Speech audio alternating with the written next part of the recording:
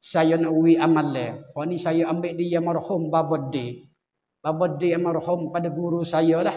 Makanya saya nak ijazah daripada hai marhum babodi. Satu hari saya nak makan nasi dengan dia. Dia tak ada bacalah ni tiap-tiap hari. Kalau boleh 100 kali, alhamdulillah. Tak boleh pun kurang-kurang 3 kali bacalah. Panduk dalam Fatihah. Bismillahirrahmanirrahim. Ya maliki yaumiddin. Iyyaka na'budu wa iyyaka nasta'in. Hanya tu ya. Nah, dalam fiqh saya haba cenau ada dah. Tapi tak puas ni. Saya pun tak puas ayat ni. Barakah. Ini Tuhan izin beratus masa Allah. Selamat kita moga-moganya. Nah. Ya maliki yaumiddin. Wahai Allah. Khitab kepada Allah. Wahai Allah, mana ya maliki yaumiddin, wahai Allah, engkaulah milik di hari kiamat. Mana hari mahsyar dan hari barzakh.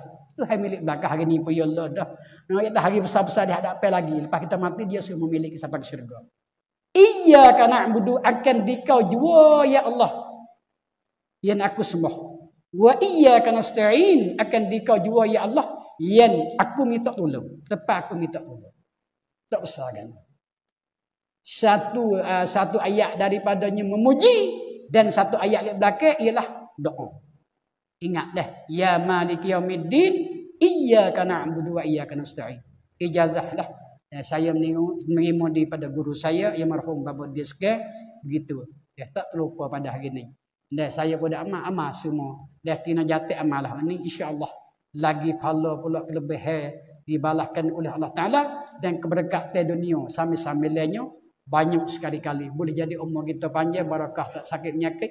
Dan boleh jadi Tuhan membukakan mata hati kita. Boleh buat amal segala hak kita kandang. Inilah tempat kita nak.